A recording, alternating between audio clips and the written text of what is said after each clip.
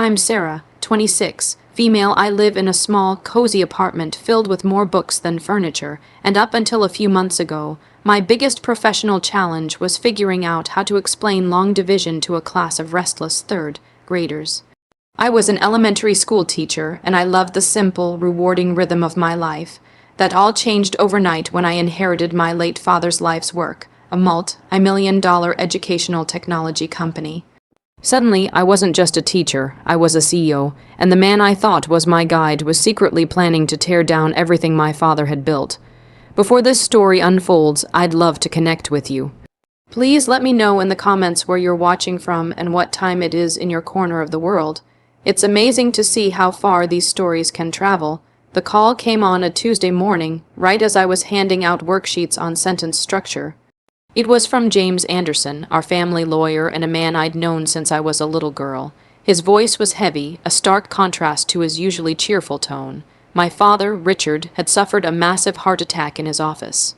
He was gone, the world tilted on its axis. My father wasn't just my dad, he was my hero, a brilliant innovator who had built his company, Bright Spark, from a garage startup into a leader in educational toys and learning apps. He poured his soul into creating tools that made learning fun, inspired by his early struggles with dyslexia. He always said he wanted to give other kids the help he never had. The funeral was a blur of sympathetic faces and hushed condolences. The one person who seemed to hold everything together was Mark Peterson. At 48, Mark was the company's chief operating officer and my father's right-hand man for over 15 years. He stood by my side, a pillar of strength, telling me stories about Dad's passion and assuring me that his legacy was safe. "Your father was a genius, Sarah," he said, his hand on my shoulder. "Don't you worry about a thing. I'll handle everything at the company. We'll make sure Bright Spark continues to shine, just as he would have wanted." I was immensely grateful. The corporate world was alien to me. My expertise was in finger painting and parent-teacher conferences. The thought of running a company was terrifying, and Mark's confidence was a lifeline in a sea of grief and uncertainty. The real shock came a week later during the reading of the will. I expected Dad to leave me his house, some savings, perhaps his beloved classic car. I was his only child, after all, but James Anderson read the final clause with a solemn finality. My father had left me his entire controlling interest in Bright Spark, all 51% of his shares, and with it, his seat as chief executive officer. The room spun. I looked over at Mark, who was also present, expecting to see surprise. Instead, I saw a flicker of something else in his eyes, a brief, sharp glint of fury that was gone as quickly as it appeared.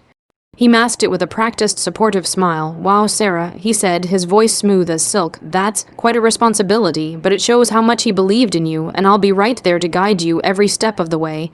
My first day at the office felt like a bad dream." I traded my comfortable cardigans for a stiff blazer and walked into a glass-walled office that felt more like a museum exhibit than a workspace. It was filled with my father's awards, prototypes of his first inventions, and photos of us together.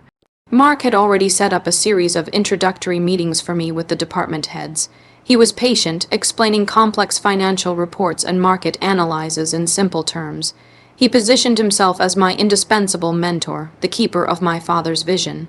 "Think of me as your co-pilot," he'd say with a charming smile. "Your father and I built this company together. I know every nut and bolt." For a few weeks, I clung to his guidance. I felt like an imposter at 26. Your old teacher playing dress-up in a CEO chair. I was so overwhelmed with grief and the sheer scale of my new role that I didn't question his motives. I trusted him. That was my first and biggest mistake. My first month as CEO was a whirlwind of learning. I spent my days in boardrooms and my nights studying business strategy, trying desperately to live up to the impossible expectations suddenly placed upon me. Mark was ever present, coaching me before meetings, finishing my sentences when I struggled to find the right corporate jargon, and always reminding everyone that he was the one truly running the show behind the scenes. It was subtle at first. In a meeting with our marketing team, I'd suggest an idea for a new reading app, and he'd chime in with, "Excellent point, Sarah. That's building on the very strategy your father and I laid out last year." He made me feel small, like a student, while positioning himself as the real authority. The cracks in his supportive facade began to show, but I was too naive to see them for what they were. I noticed that senior staff would often look to him for confirmation after I made a decision. Emails that should have come to me were often CC'd to him, or sent to him directly and then forwarded to me with his notes already attached. He was creating a shadow leadership, making it clear to the entire company that I was merely a figurehead. My ally in all this, though I didn't realize how important she would become, was Emily Chen. At 27, she was the lead developer for Bright Spark's most successful app line and had been personally mentored by my father. She was quiet, brilliant, and fiercely loyal to his memory. She would sometimes catch my eye after Mark had subtly undermined me in a meeting, a look of concern on her face, but she never said anything. The betrayal, when it came, wasn't a quiet office maneuver. It was a loud, public, and humiliating declaration of war. Bright Spark was being featured in a major tech industry magazine, an article that had been in the works before my father passed. The journalist wanted to update the piece to reflect the leadership transition. Mark insisted on handling the interview. "It's better this way, Sarah," he argued gently. "These journalists can be sharks. I know how to handle them. I'll make sure they honor your father's legacy and frame your new role perfectly." I agreed, relieved to avoid the spotlight. The magazine hit the stands 3 weeks later. A smiling picture of Mark Peterson was on the cover under the headline, "The Unsung Genius Behind Bright Spark. Mark Peterson Steps Up to Guide a Legacy." My name was mentioned only once in passing, referring to me as the late founder's young, inexperienced daughter, a former schoolteacher. The article was a masterpiece of self-aggrandizement. Mark painted a picture of himself as the true visionary, the driving force behind all of Bright Spark's major successes. He took credit for my father's most iconic inventions, framing my dad as a well-meaning dreamer, while he was the practical genius who made it all happen. Richard was the heart. Mark was quoted as saying, "But I was always the brains. Now, it's my duty to steer the ship he built, to ensure his dream doesn't falter in less experienced hands." I read the article in my office, the pages trembling in my hands.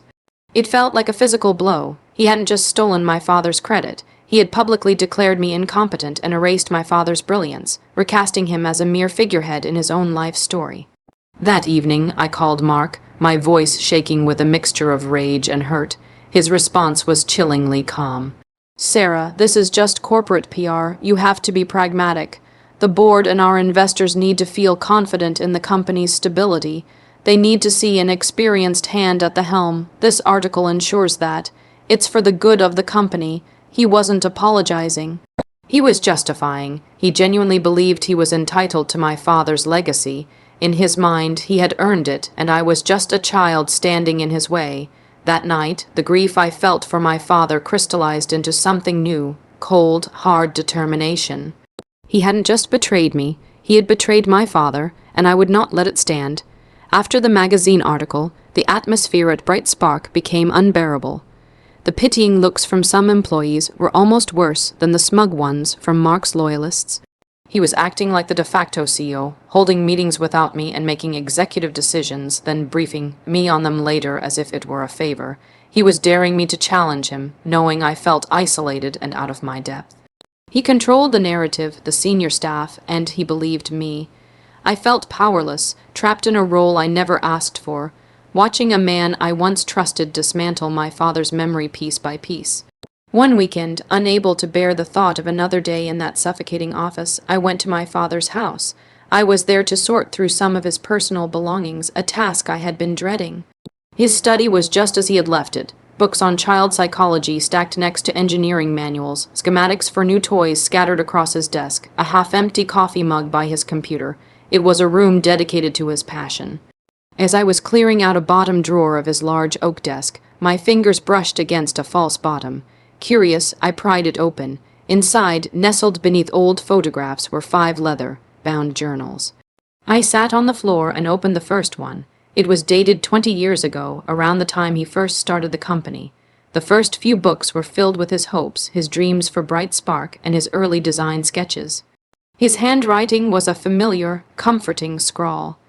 But as I moved to the journals from the last 10 years, the tone began to change.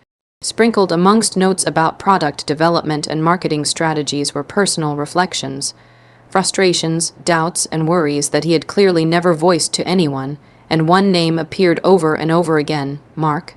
At first, the entries were positive. Hired Mark Peterson today. Sharp guy, ambitious, think he'll be a great COO. But within a few years, a different story emerged. Mark presented the SparkPad concept to the board today as a joint idea. One entry read, "But the core design was from my sketches last month. He just added some marketing flair. When I mentioned it, he laughed it off, said I was being too modest and that we were a team, it felt odd." Another entry a year later was more pointed. "Had a major disagreement with Mark over the Globe Trotter project. My vision was a low-cost, accessible learning tool for underserved schools. He pushed for a high-end premium model. He won the board over with profit projections. It feels like we're starting to move away from our original mission." The most damning entries were in the final journal. My father's handwriting was more hurried, the lines filled with a sense of weariness. "Mark has a way of twisting things," he wrote. "He takes my raw ideas, polishes them, and presents them as his own refined strategies. He's so convincing that sometimes I almost believe him myself. He's built a network of allies on the board, people who see him as the real business mind. Have I created a monster?" And then I found the entry that made my blood run cold, dated just 2 months before he died. "I think Mark is actively sabotaging my passion projects. The literacy program I proposed was mysteriously lost in the budget review, only for Mark to present a scaled-down, monetized version of it a week later under a different name. He's not my partner anymore. He's a vulture waiting. I need to do something. I need to protect my company, my legacy, my Sarah." He had known. He had seen the betrayal coming but hadn't had the chance to stop it. These journals weren't just a collection of memories. They were a record of a quiet, insidious coup that had been happening for years. Mark hadn't just started taking credit after my father died. He had been stealing his legacy while he was still alive, and now I had the proof. Holding my father's journals felt like holding a weapon. The words on the pages were a testament to his stolen work and a roadmap to Mark's deception. But I knew that personal diaries, however heartfelt, wouldn't be enough to convince a corporate board of directors. Mark had spent years curating his image as the company's strategic genius. I needed cold, hard, undeniable evidence to back up every claim my father had made. My grief had been replaced by a laser-like focus. I wasn't just a grieving daughter anymore. I was an investigator, determined to uncover the truth. My first step was to find allies I could trust completely. The first person I thought of was Emily Chen. I invited her for coffee far away from the office, in a small cafe where no one would recognize us. I laid out everything, the magazine article, Mark's behavior, and the journals. As she listened, her expression shifted from concern to anger. "I knew it," she whispered, her hands clenched around her mug. "Your dad. He was frustrated the last few months. He would come to the lab late at night with these incredible ideas, but he'd tell me to keep them quiet. He said he was working on a new development process. Now I understand. He was trying to create things outside of Mark's influence." Emily told me that Mark had recently tried to take control of her development team's projects, claiming he needed to streamline innovation. She had resisted, earning his ire. She was in. My second call was to James Anderson, the family lawyer. He had been a friend of my father's for over 30 years. When I explained the situation and read him excerpts from the journals, there was a long silence on the line. Then he said, his voice grim. "Richard hinted at this. He told me he was restructuring some things to recenter the company's vision." He never got the chance to finish. "Sarah, this is more than a corporate dispute. This is a betrayal of the highest order. You have my full support and my firm resources." With Emily on the inside and James providing legal guidance, we began our investigation. It was a painstaking process of digital archaeology. Emily, with her intimate knowledge of the company's servers, started digging through old project files and email archives from the last 10 years. James's team provided the legal framework, ensuring our search was permissible within company bylaws, using my authority as CEO to access the records. We worked in secret, often late at night, communicating through encrypted apps. The digital breadcrumbs confirmed everything my father had written. We found the original concept file for the SparkPad, created and saved by my father, dated 3 weeks before the joint proposal Mark had claimed credit for. We unearthed an email chain where Mark explicitly told the finance department to defund my father's Globe Trotter project, citing budget constraints, only to email a private equity contact 2 days later with a pitch for a new, premium educational device.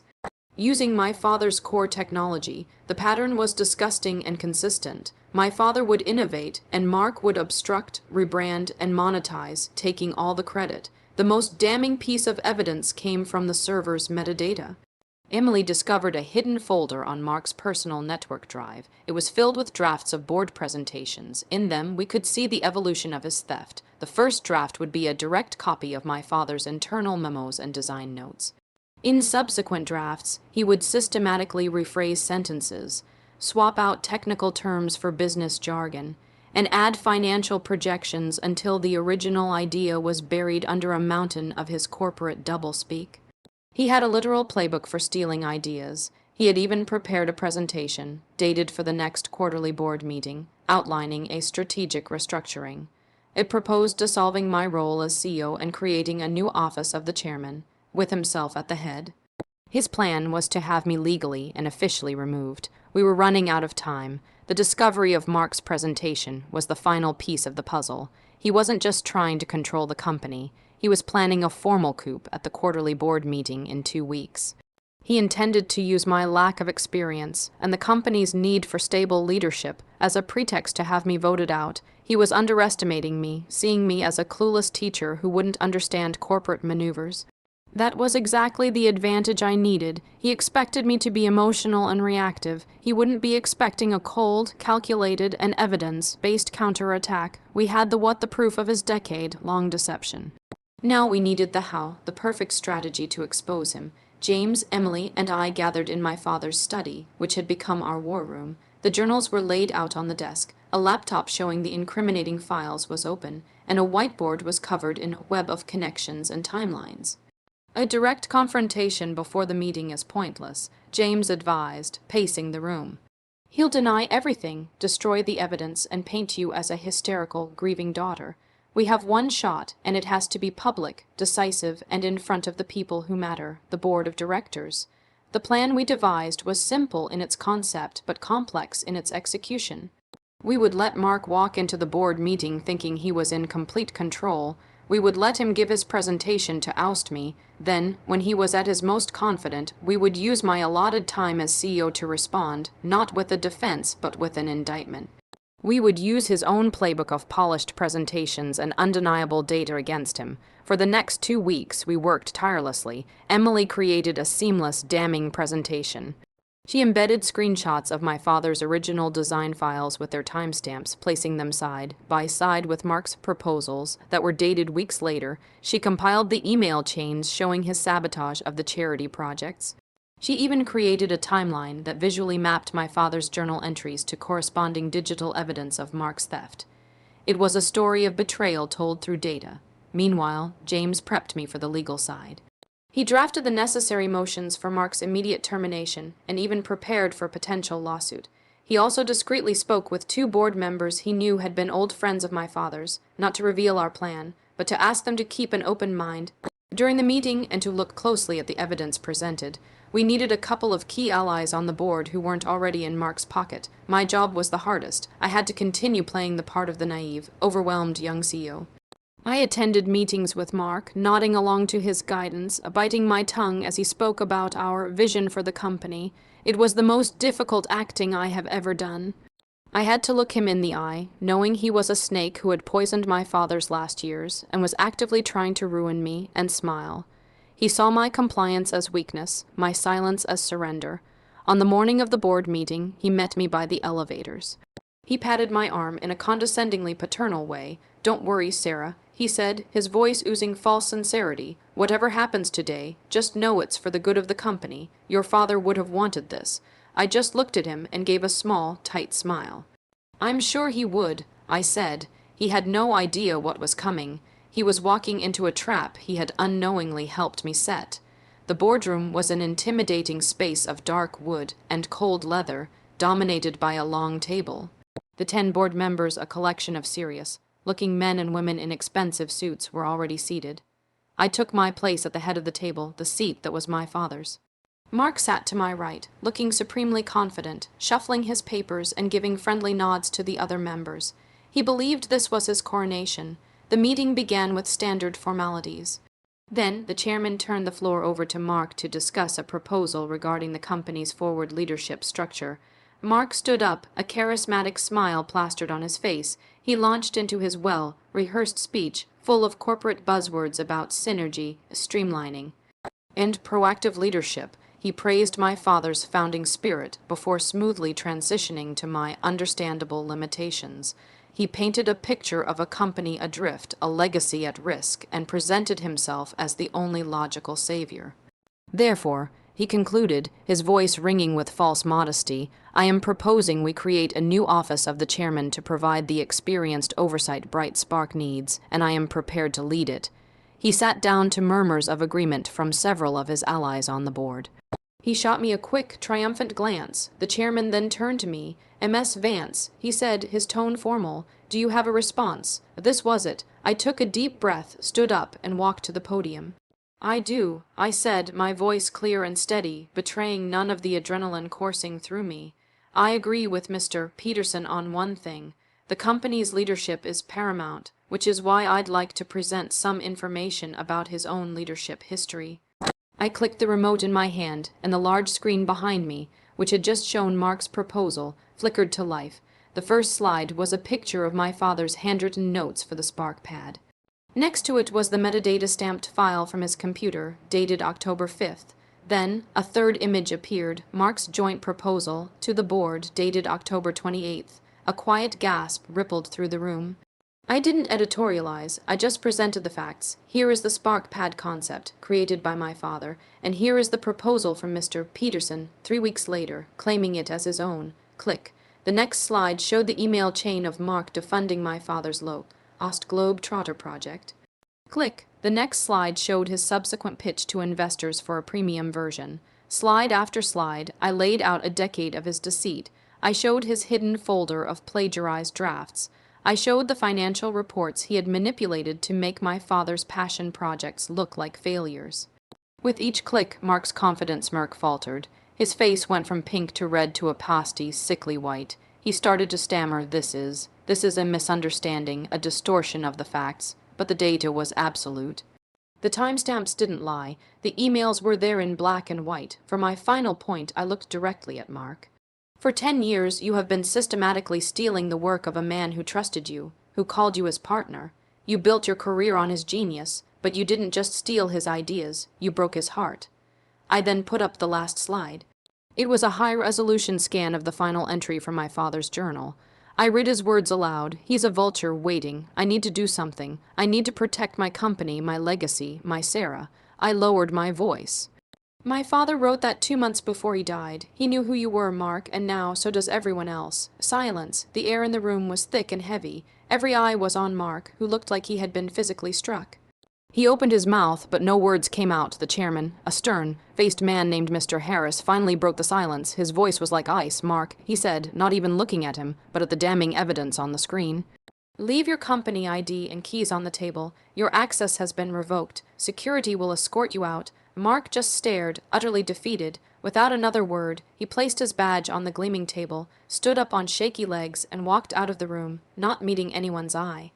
The door clicked shut behind him, sealing the end of his career. The moment the door closed behind Mark, it was as if the entire boardroom could breathe again. The tension that had held everyone captive dissipated, replaced by a low hum of shocked conversation. Mr. Harris, the chairman, stood up and looked at me, his expression unreadable. For a terrifying second, I thought I might still face a challenge, but then he broke into a slow, respectful smile. "Ms. Vance," he said, his voice resonating with authority. "On behalf of this board, I apologize. Your father was a great man, and we allowed his partner to tarnish his legacy and mislead us. Today, you have not only honored his memory, you have proven that you are, without a doubt, his daughter. You have our full confidence." One by one, the other board members, even those who had been Mark's allies, nodded in agreement. They had seen the truth, and they respected the strength it took for me to bring it to light. The days and weeks that followed were a blur of activity. James Anderson's legal team managed the fallout, negotiating a quiet but absolute termination for Mark, with a non-disclosure agreement so ironclad he could never work in the industry again. News of his sudden resignation for personal reasons spread, but within the company, the truth got out. The story of the board meeting became a quiet legend. The pitying looks I used to receive were replaced with expressions of respect and admiration. Emily Chen became my head of R&D, and together we immediately resurrected my father's passion projects, starting with the low-cost Globe-Trotter for underserved schools. We were finally steering the company back to his original mission. It wasn't easy. I had to work twice as hard to prove myself, not just as my father's heir, but as a capable leader in my own right. I enrolled in night classes for business management. I spent hours with every department head, learning the nuts and bolts of the company my father had built. I made mistakes, but I learned from them. I discovered a strength I never knew I had, a passion for innovation that I had clearly inherited from my dad. I wasn't just playing the part of a CEO anymore, I was becoming one. 6 months after the confrontation, I stood on the stage at our company's annual Innovation Summit. I was there to unveil the first product fully developed under my leadership, a free app based on my father's original literacy program, designed to help children with dyslexia. I named it the Richard Project, as I spoke about my father's vision, his struggles, and his dream of making learning accessible for everyone. I looked out at the faces of my employees. I saw pride, excitement, and a shared sense of purpose. We were not just a company that sold educational toys anymore. We were a team dedicated to a meaningful legacy. I still miss my simple life as a teacher sometimes, the messy art projects, the joy on a child's face when they finally understand a difficult concept. But I've realized that I haven't really left that life behind. My classroom is just bigger now. Every app we create, every tool we design, is a chance to teach millions of children. I reclaimed my father's legacy from a man who tried to steal it, and in doing so, I found my own path. I am Sarah Vance, CEO of Bright Spark, and I am finally where I am supposed to be.